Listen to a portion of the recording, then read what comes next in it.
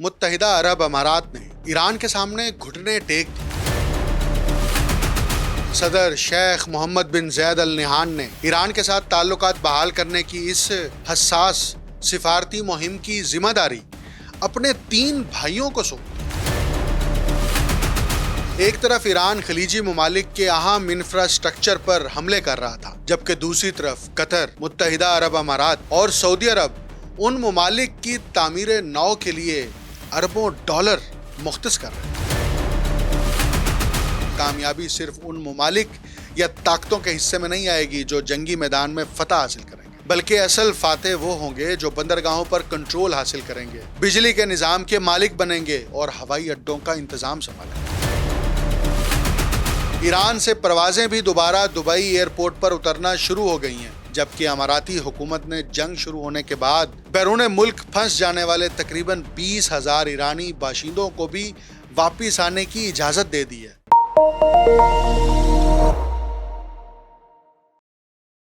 آپ دیکھ رہے ہیں انٹول سٹوری ود ڈاکٹر اکمل سومرو۔ امریکہ اور ایران کے درمیان ہونے والی جنگ نے ایک غیر متوقع تضاد کو بالکل نمایاں کر دیا ہے۔ ایک طرف ایرانی میزائل قطر کے راس لفان پر حملے کر رہے تھے، جو دنیا کا سب سے بڑا LNG کا پیداواری مرکز اور قطری معیشت کا سب سے قیمتی اثاثہ سمجھا جاتا ہے، تو دوسری جانب قطری کمپنیاں اور سرمایہ کاری فنڈز شام کے توانائی کے بنیادی ڈھانچے کی تعمیر نو کی تیاری میں مصروف تھے۔ اسی دوران جب ایرانی ڈرون متحدہ عرب امارات کے ہوائی اڈوں، بندرگاہوں، ڈیٹا سینٹرز اور توانائی کی تنصیبات کو نشانہ بنا رہے تھے، امارات کے وزیر مملکت برائے خارجہ امور اور تجارت دمشق میں اسد حکومت کے خاتمے کے بعد منعقد ہونے والے پہلے متحدہ عرب امارات شام سرمایہ کاری فورم کا افتتاح کر رہے تھے، جہاں انہوں نے نئی براہ راست فضائی پروازوں، ریئل اسٹیٹ پروجیکٹس اور توانائی کے شعبے میں سرمایہ کاری کے اعلانات بھی کیے۔ دلچسپ امر یہ ہے کہ ایک طرف ایران خلیجی ممالک کے اہم انفراسٹرکچر پر حملے کر رہا تھا، جبکہ دوسری طرف قطر، متحدہ عرب امارات اور سعودی عرب ان ممالک کی تعمیر نو کے لیے اربوں ڈالر مختص کر رہے تھے، جنہیں ایران کی حمایت یافتہ اور اتحادیوں نے تباہ کرنے میں اہم کردار ادا کیا تھا۔ ادھر آبنائے ہرمز عملی طور پر بند ہو چکی تھی اور جنگ بندی تقریباً ناکام ہو چکی تھی، تو اسی دوران امریکہ ایک ایسے پرانے اور طویل عرصے سے بند پڑے تیل کے پائپ لائن منصوبے کو دوبارہ ایکٹیو کرنے کی کوشش کر رہا تھا، جس کے ذریعے عراقی تیل کو شام کے راستے بحیرہ روم تک پہنچایا جا سکے تاکہ آبنائے ہرمز پر انحصار کم کیا جا سکے۔ ان تمام ممالک کو یہ بخوبی احساس ہے کہ مشرق وسطیٰ کا معاشی مستقبل اور اس میں ان کا کردار کسی امن معاہدے کی شرائط سے زیادہ اس بات پر منحصر ہوگا کہ خطے کے بنیادی ڈھانچے کی تعمیر نو کے لیے سرمایہ کون فراہم کرتا ہے، اسے تعمیر کون کرتا ہے، اور بالآخر اس پر کن کا کنٹرول ہوتا ہے۔ ہم نے گزشتہ 1 سال کے دوران شام، لبنان اور غزہ میں تعمیر نو سے متعلق سرمایہ کاری کے معاہدوں، رعایتی منصوبوں اور مالی وعدوں کا ایک تفصیلی جائزہ لیا ہے۔ تعمیر نو کی مجموعی لاگت حیران کن حد تک زیادہ ہے۔ ورلڈ بینک کے مطابق شام کی تعمیر نو کے لیے 200 ارب ڈالر سے زائد، غزہ کے لیے 70 ارب ڈالر اور لبنان کے لیے 11 ارب ڈالر درکار ہوں گے۔ اگر ایران کی معاشی بحالی کے لیے تجویز کردہ 300 ارب ڈالر کے فنڈ کو بھی شامل کر لیا جائے، جس کے مستقبل پر اب سنگین سوالات اٹھ رہے ہیں، تو پورے خطے کی تعمیر نو کی لاگت 500 ارب ڈالر سے بھی زیادہ ہو سکتی ہے۔ اب سوال یہ نہیں کہ یہ سرمایہ موجود ہے یا نہیں، کیونکہ سرمایہ تو موجود ہے۔ اصل سوال یہ ہے کہ یہ سرمایہ کون فراہم کرے گا، کن شرائط پر فراہم کرے گا، اور اس کے بدلے میں اسے کیا سیاسی، معاشی یا اسٹریٹجک فوائد حاصل ہوں گے۔ شام، لبنان اور غزہ میں اس وقت سب سے اہم معاہدوں پر دستخط سفارتکار نہیں کر رہے، بلکہ وہ معاہدے کیے جا رہے ہیں جو بندرگاہوں کے کنٹرول، بجلی کی خریداری، ہوائی اڈوں کے انتظامی حقوق اور بنیادی ڈھانچے سے متعلق ہیں۔ جو فریق ان معاہدوں پر اپنا کنٹرول حاصل کر لے گا، وہ نہ صرف خطے کی معاشی راہداریوں کی ڈائریکشن متعین کرے گا، बल्कि मुस्तकबिल में ताकत के तवाजुन पर भी असर अंदाज होगा। हत्ता कि आज के सियासी मंजर से हट जाने के बाद भी इस वक्त तामीर नौ की 3 अलग अलग दौड़े हैं, बल्कि दर हकीकत 3 मुख्तलिफ जोग्राफियाई सियासी मुकाबले जारी हैं। शाम में इब्तदाई मरहले के फातेह तकरीबन वाज़ेह हो चुके हैं। लेबनान में मुकाबला अब भी जारी है, जबकि गजा में तामीर नौ की हकीकी दौड़ अभी शुरू ही नहीं हुई। शाम में तामीर नौ की इब्तदाई दौड़ तकरीबन ख़त्म हो चुकी है। इससे पहले कि दूसरे ममालिक अपनी हिकमत अमली तरतीब देते, कतर और तुर्की की कंपनियों ने 30 साला बड़े मुआहदे हासिल कर लिए। इनमें $7 अरब के तवानाई और बिजली पैदा करने के मंसूबे शामिल हैं, जिनसे शाम की 50% से ज़्यादा बिजली की ज़रूरियात पूरी होने की तवक्को है, जबकि $4 अरब का एक मुआहिदा दमिश्क बैनुल-अक़वामी हवाई अड्डे की बहाली के लिए किया गया। आज़रबाईजान के साथ एक तवानाई के तबादले यानी एनर्जी स्वैप के तहत तुर्की अपनी सरहद से हलब तक मुरम्मत शुदा पाइपलाइन के जरिए बहरा कैस्पियन की कुदरती गैस शाम मुंतकिल कर रहा है। इस गैस से शाम के थर्मल पावर प्लांट्स चलाए जा रहे हैं, जबकि इस पाइपलाइन को हमस तक तोसी देने का भी मंसूबा है। इस मंसूबे के लिए कतर ने माली मुआवनत फराहम की है, जबकि इसने शेवरॉन के साथ मिलकर शाम के समंदर में मौजूद गैस के ज़खायर की तलाश के लिए भी शराकत दारी कायम की है। इसके ज़रिए दोहा मुस्तकबिल में शाम के मुमकिना तेल और गैस के ज़खायर में हिस्सादारी हासिल करने की पोजीशन में आ गया। कतर और तुर्की से पीछे ना रहते हुए सऊदी अरब और मुत्तहिदा अरब अमारात ने भी शाम की तामीर नौ के लिए अरबों डॉलर मुख्तस किए हैं। मुत्तहिदा अरब अमारात की कंपनी डीपी वर्ल्ड अब तरतूस की बंदरगाह चला रही है, जहां कभी रूसी जंगी बहरी जहाज लंगर अंदाज होते थे। इसी तरह अमारात की एडी पोर्ट्स ने अमारात और इराक के दरमियान बराह रास्त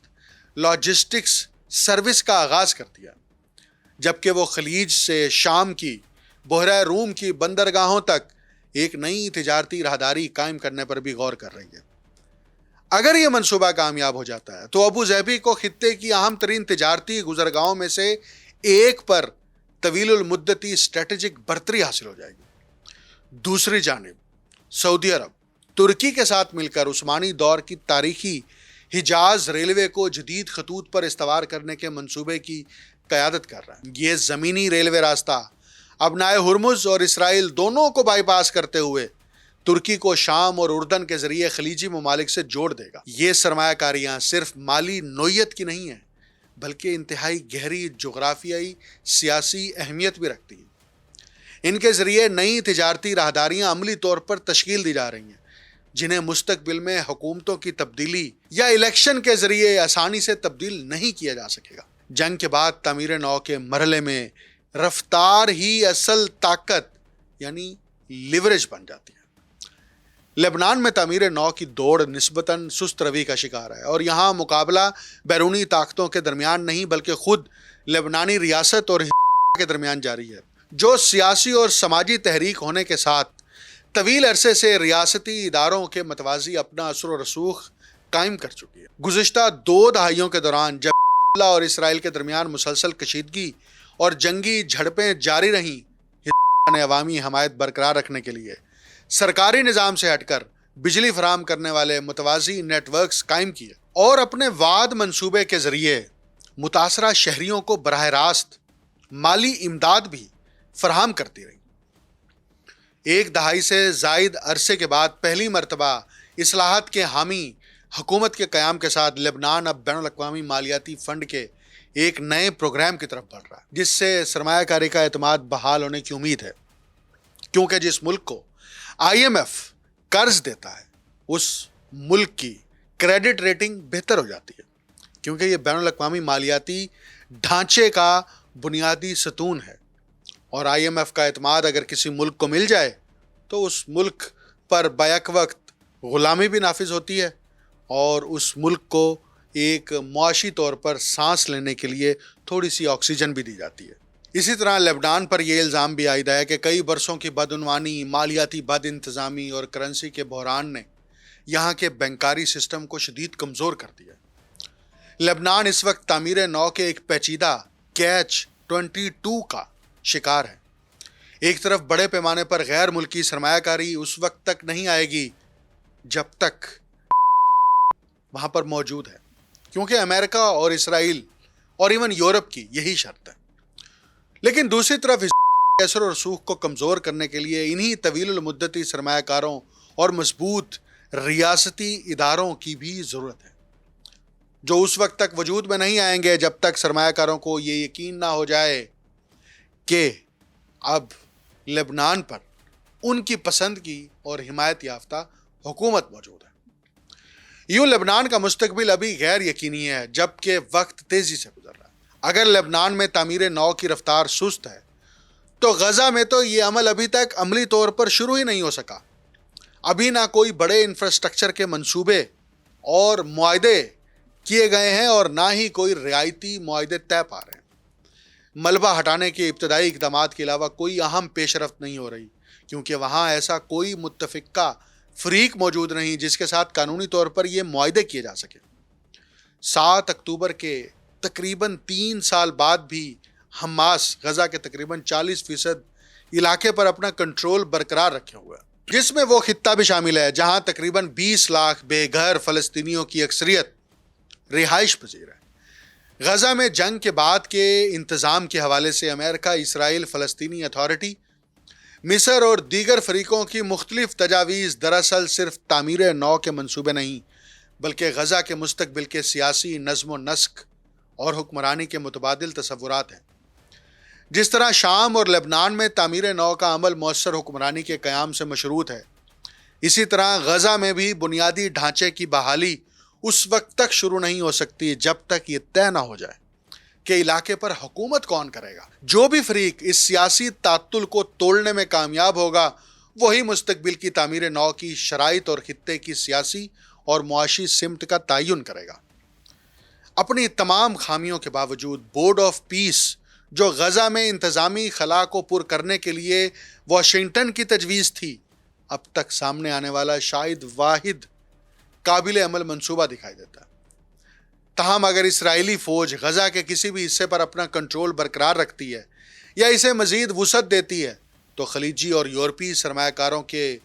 وہاں سرمایہ کاری کرنے کے امکانات انتہائی کم رہ جائیں گے۔ ایران کے ساتھ حالیہ جنگ نے یہ حقیقت مزید واضح کر دی ہے کہ اگرچہ خلیجی ممالک کے پاس سرمایہ وافر مقدار میں موجود ہے، لیکن وہ لامحدود نہیں ہے۔ مثلا سعودی عرب کا ویژن 2030، جس کے تحت کھربوں ڈالر کی لاگت سے تیل پر انحصار کم کر کے نئی معیشت تشکیل دینے کی کوشش کی جا رہی ہے، انہی سرکاری مالی وسائل پر انحصار کرتا ہے جن سے خطے کی تعمیر نو کے منصوبوں کو بھی فنڈنگ دی جا سکتی۔ اسی طرح قطر کو غزہ کی تعمیر نو سے پہلے اپنے سب سے بڑے LNG مرکز یعنی راس لفان کی بحالی پر سرمایہ خرچ کرنا ہوگا۔ ادھر ایران سے مسلسل لاحق خطرات اور امریکہ کی سیکیورٹی گارنٹیز پر بڑھتے ہوئے شکوک و شبہات کے باعث سعودی عرب، قطر اور متحدہ عرب امارات تینوں اپنے دفاعی اخراجات میں بھی نمایاں اضافہ کر رہے ہیں۔ یعنی جو ممالک دوسروں کی تعمیر نو کرنا چاہتے ہیں انہیں پہلے اپنے ہی نقصانات اور ضروریات کو پوری کرنا ہوگا۔ دوسری جانب امریکہ کو بھی اپنی ہی پریویس پالیسیز سے پیدا ہونے والی مشکلات کا سامنا ہے۔ گزشتہ سال واشنگٹن نے شام پر عائد بیشتر اقتصادی پابندیاں ختم کر کے ایک اہم قدم اٹھایا تھا اور شام کو دہشت گردی کی سرپرستی کرنے والے ممالک کی فہرست سے نکالنے کا قانونی عمل بھی شروع کیا۔ تاہم صرف قانونی اجازت فراہم کر دینا کافی نہیں ہوتا۔ کسی ملک میں سرمایہ کاری کے لیے نجی کمپنیوں اور سرمایہ کاروں کا اعتماد اور تجارتی دلچسپی پیدا کرنا ایک الگ اور کہیں زیادہ مشکل مرحلہ ہے۔ بہت سی مغربی کمپنیوں کے بورڈ آف ڈائریکٹرز کو اس بات پر قائل کرنا آسان نہیں ہوگا کہ ایک ایسا ملک جہاں ایک ایسی تنظیم یا گروہ حکمرانی کر رہا ہو، سرمایہ کاری کے لیے ایک محفوظ اور منافع بخش منزل ثابت ہو سکتا ہے۔ اسی وجہ سے امریکی کمپنیوں کو بھی تیزی سے اقدامات کرنا ہوں گے، ورنہ وہ اپنے حریفوں کے لیے میدان خالی چھوڑ دیں گی۔ عراق پر امریکی حملے کے بعد بھی کچھ ایسا ہی ہوا تھا، جیسے ہی جنگ کی شدت کم ہوئی، چین نے انتہائی تیزی سے سرمایہ کاری شروع کر دی۔ چینی سرکاری company China National Petroleum Corporation سن 2014 تک عراق کی تیل کی صنعت میں سب سے بڑی غیر ملکی سرمایہ کار بن چکی تھی، جبکہ بعد میں چینی کمپنیاں عراق کی مجموعی تیل پیداوار کے نصف سے زیادہ حصے کی ذمہ دار بن گئیں۔ اس کے برعکس امریکی کمپنیاں ہچکچاہٹ کا شکار رہیں اور یوں انہوں نے ایک اہم معاشی اور اسٹریٹجک موقع اپنے ہاتھ سے کھو دیا۔ اس نئے مرحلے میں کامیابی صرف ان ممالک یا طاقتوں کے حصے میں نہیں آئے گی جو جنگی میدان میں فتح حاصل کریں گے، بلکہ اصل فاتح وہ ہوں گے جو بندرگاہوں پر کنٹرول حاصل کریں گے، بجلی کے نظام کے مالک بنیں گے اور ہوائی اڈوں کا انتظام سنبھالیں گے۔ مشرق وسطیٰ ایک مرتبہ پھر یہ ثابت کر رہا ہے کہ بنیادی ڈھانچے پر کنٹرول صرف تجارت کا معاملہ نہیں ہوتا، بلکہ یہ ہمیشہ سیاسی، معاشی اور جغرافیائی طاقت کے حصول کا ذریعہ بھی رہا ہے۔ یہ مقابلہ پہلے ہی شروع ہو چکا ہے۔ اگر یہ جاننا چاہتے ہیں کہ مستقبل میں خطے کی طاقت کس کے ہاتھ میں ہوگی، تو جنگی محاذوں کو نہیں بلکہ تعمیراتی کرینوں کو دیکھیں، کیونکہ اصل مارکا اب تعمیر نو اور انفراسٹرکچر پر قبضے کا ہے۔ دوسری طرف متحدہ عرب امارات نے بھی نہایت محتاط انداز میں ایران کے ساتھ سفارتی اور تجارتی روابط دوبارہ بحال کرنے کا عمل شروع کیا۔ اس حکمت عملی کا مقصد ایک طرف اپنی نیشنل سیکیورٹی کا تحفظ کرنا ہے اور دوسری جانب اپنے معاشی مفادات اور ترقیاتی اہداف کو محفوظ بنانا بھی ہے۔ اگرچہ یہ ایک انتہائی خطرناک سفارتی حکمت عملی سمجھی جا رہی ہے۔ ایرانی ڈرون حملوں کے باعث دبئی کے مالیاتی مرکز میں پیدا ہونے والی شدید بے یقینی کے تقریباً 5 مہینوں بعد اب عالمی بینکرز، سرمایہ کاری کرنے والے ایڈمنسٹریٹر اور سرمایہ کار اور مالیاتی ادارے دوبارہ دبئی کی بلند و بالا عمارتوں میں واپس آنا شروع ہو گئے ہیں۔ روایتی لکڑی کے بحری جہاز ایک بار پھر دبئی اور ایرانی بندرگاہوں کے درمیان تجارتی سامان کی نقل و حمل میں مصروف ہیں۔ ایران سے پروازیں بھی دوبارہ دبئی ایئرپورٹ پر اترنا شروع ہو گئی ہیں، جبکہ اماراتی حکومت نے جنگ شروع ہونے کے بعد بیرون ملک پھنس جانے والے تقریباً 20,000 ایرانی باشندوں کو بھی واپس آنے کی اجازت دے دی ہے۔ فائنینشل ٹائمز کی ایک تفصیلی رپورٹ کے مطابق یہ محتاط بحالی دراصل متحدہ عرب امارات کی اس وسیع تر کوشش کا حصہ ہے جس کے ذریعے وہ 1971 میں آزادی کے بعد اپنے بدترین قومی بحران سے نکل کر معمول کی زندگی اور معاشی سرگرمیوں کو دوبارہ بحال کرنا چاہتا ہے۔ تاہم تہران کے ساتھ امارات کی یہ مفاہمتی کوشش ابھی انتہائی نازک مرحلے میں ہے، کیونکہ ایران اور امریکہ کے درمیان ہونے والی جنگ بندی کمزور پڑتی جا رہی ہے، جبکہ خلیجی ممالک میں کشیدگی اور فوجی جھڑپیں بدستور جاری ہیں۔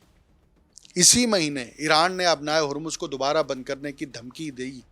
اور اس کے بعد اسی اہم بحری گزرگاہ میں متحدہ عرب امارات کے 2 آئل ٹینکرز کو بھی نشانہ بنایا۔ اگرچہ حالیہ کشیدگی کے دوران تہران نے براہ راست متحدہ عرب امارات کی سرزمین پر حملہ نہیں کیا،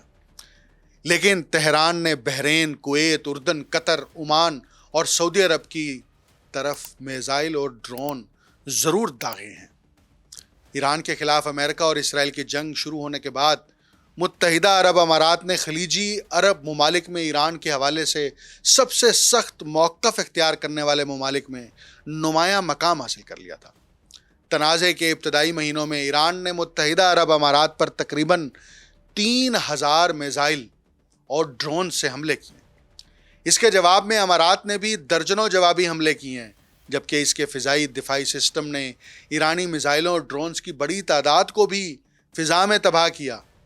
تاہم اپریل میں واشنگٹن اور تہران کے درمیان ایک کمزور اور غیر یقینی جنگ بندی طے پانے کے بعد ابو ظہبی نے کھلی محاذ آرائی کی پالیسی سے بتدریج ہٹتے ہوئے محتاط سفارتی روابط کی جانب پیش رفت شروع کر دی۔ صدر شیخ محمد بن زید ال نہیان نے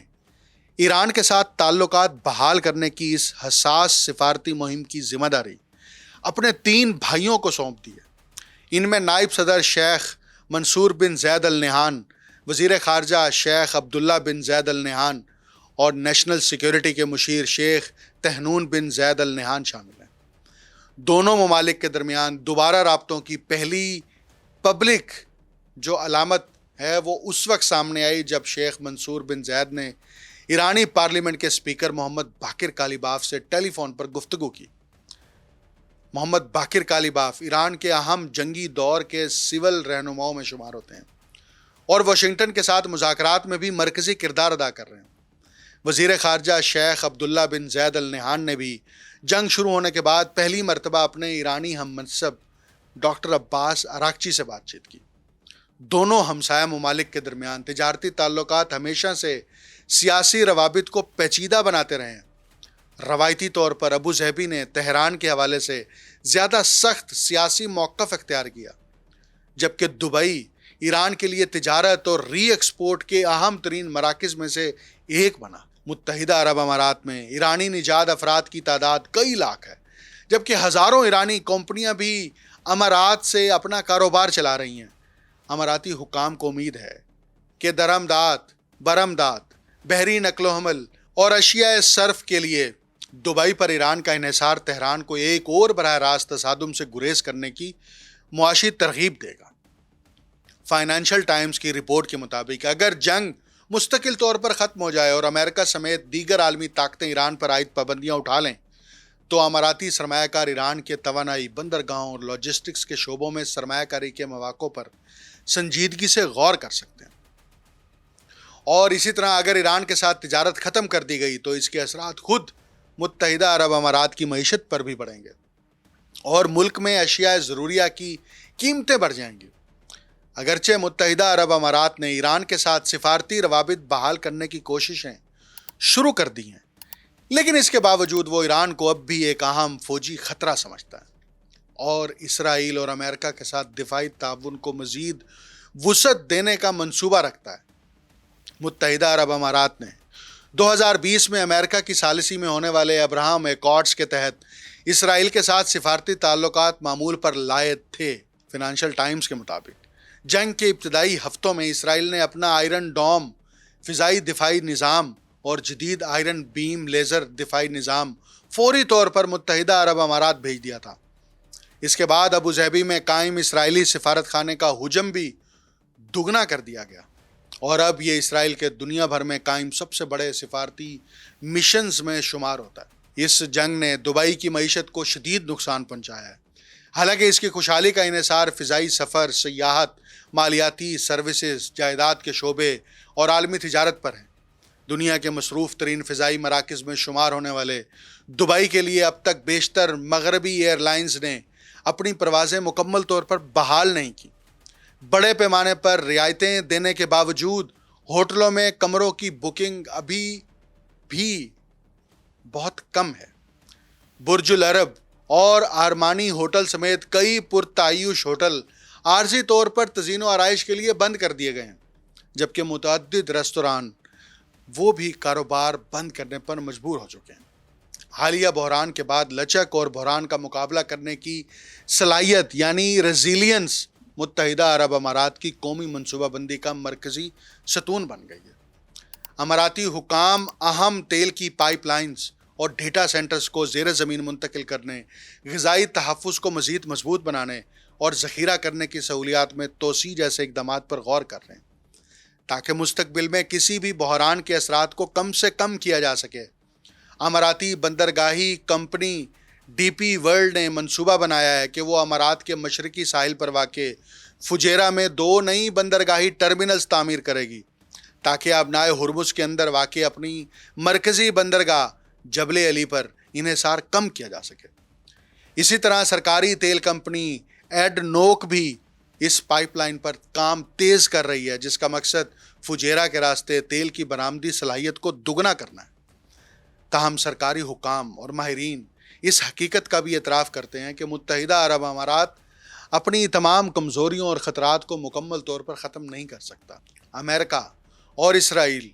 دونوں کی یہ کوشش ہے کہ قطر، متحدہ عرب امارات، بحرین، کویت، اردن اور سعودی عرب اسے اپنی چھتری کے نیچے رکھیں اور اپنی چھتری کے نیچے رکھنے کے لیے ایران کا خوف ان حکمرانوں کے اندر پھیلائیں، اور ایران کا خوف جب تک قائم رہے گا اسرائیل اور امریکہ کے مفادات ان کو تحفظ ملتا رہے گا، اور جب ایران کا خوف ختم ہو جائے گا اور متحدہ عرب امارات اسی طرح سعودی عرب وہ ایران کے ساتھ دوستانہ، سفارتی اور کاروباری تعلقات قائم کر لیتے ہیں تو پھر اسرائیل کا مستقبل بھی خطرے میں ہے اور امریکہ کا بوریا بسترا بھی یہاں سے گول ہو جائے گا. اور یہ بوریا بسترا گول کرنے کے لیے چین جس حکمت عملی پر کام کر رہا ہے اس پر ضرور نظر رکھیے گا. مجھے ڈاکٹر اکمل سومرو کو اجازت دیجیے. اللہ حافظ.